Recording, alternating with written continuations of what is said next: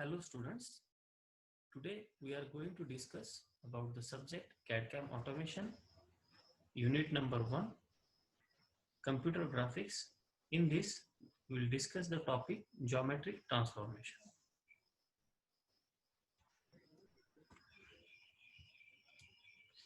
So what is geometric transformation? Geometric transformation which changes the orientation, size and shape of the object in the database as well as on the graphics image. This alters the coordinate description of the object. What is use of geometric transformation? The geometric transformations are used for the following purposes.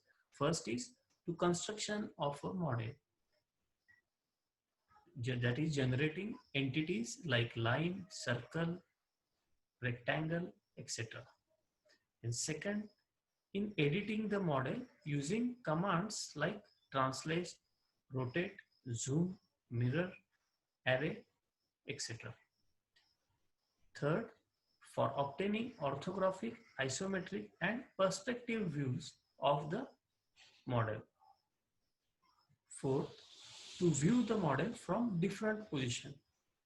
Fifth, in animations. So these are the main 5 use of geometric transformations. So which are the basic geometric transformations? The basic geometric transformations used in geometric modeling are first translation, second rotation, third scaling and reflection. So these are the main 4 basic geometric transformations, and if we combine 2 or more these basic geometric transformations, then it becomes the concatenated or composite transformation. So reflection is like the mirror image, taking the mirror image of any, you can say, line or any entity across a line or a point. Then translation, in translation we move the figure to a new location with no changes to the looks of the figure, or you can say size and the shape of the figure. Then rotation, in rotation we rotate or turn that figure clockwise or counterclockwise, but again in this we doesn't change the shape or size of the entity. So now we will see one by one. Translation. A translation is a transformation that slides a figure across a plane or through space. In this, either we move or translate the object in X direction or Y direction. With translation, all points of the figure move in the same distance and in the same direction. So if the figure is simply moved to the another location without the change to its shape or direction, it is called as the translation or slide. Suppose in this figure you can see there is a point A, which is the original point, which is translated in X direction by a unit A and in Y direction by unit B. Then what will be the changes? Suppose the A point having coordinates 2, 5 and which is translated by positive 3 units in X direction and negative 8 units in Y direction, then the point B, that is the translated point, will be having coordinates 5, -3.